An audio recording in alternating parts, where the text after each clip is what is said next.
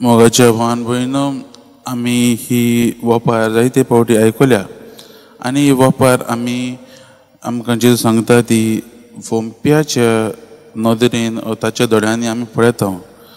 आमकां ही वपार जेजू म्हणिना ही मातयेची वपार म्हणिना वो बियांची वपार म्हणिना, पूण एक वंप्याची वपार म्हणटा तो. कित्याक ही वंप्याच्या नदरेन ती दाखयल्ली आसा.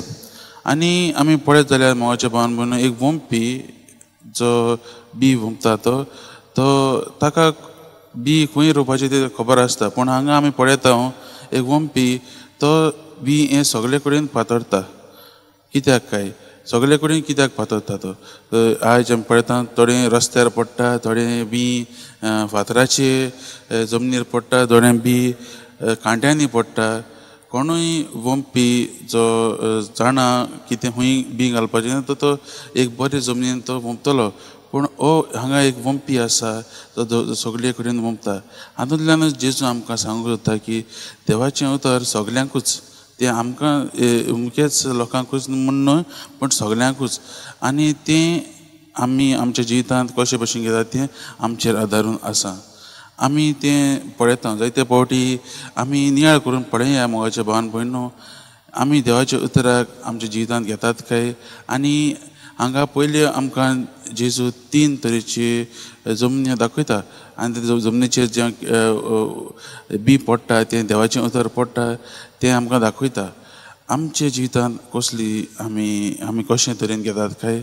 आमच्या जिवितांत जायते फावटी देव उलयता पूण आमी तें आमच्या जिवितांत बरे तरेन घेतात वो आमी आमच्याच पदवेचेर वा आमच्याच सगळेचेर आमी आदारून दवरलेले आसात काय.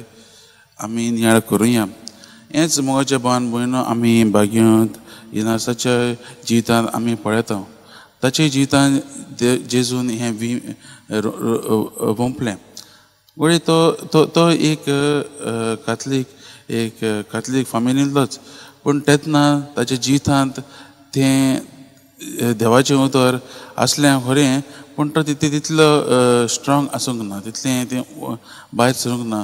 पूण जेन्ना ताचें जिवीत आख्खेंच बदललें मोगाच्या भावान भयणो, आयज आमी पळयता तो जेजूचेच सेवेक तो लागलो, जेजूचीच आज्ञा पळोवंक तो आशेतालो. आयज आमच्या जिवितांत आमी नदर मारुया आनी पळया आमी देवाच्या उतराक आमच्या काळजांत भितर घेतात काय वो ना तें आमी पळया.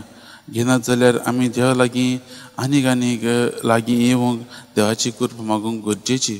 देवा लागीं आनीक मुखार येवंक चिटकून रावंक आमी येवंक गरजेचें. आनी देवान जेजून आमकां दिल्लें आसा. आमकां आमच्या जिवितांत साक्रामेंत आसात, आमच्या जिवितांत आमकां देवाचें उतर आहा, पवित्र पुस्तक आसा.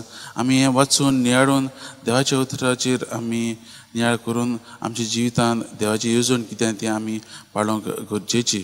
तर देवा लागीं आमी हीच कृपा मागुया आमच्या जिवितांत ताका आपणावंक, ताका अनुभवूंक आनी होच अणभवलेलो संतोश मोग दुसऱ्यांक दिवंक आमी वावरुया.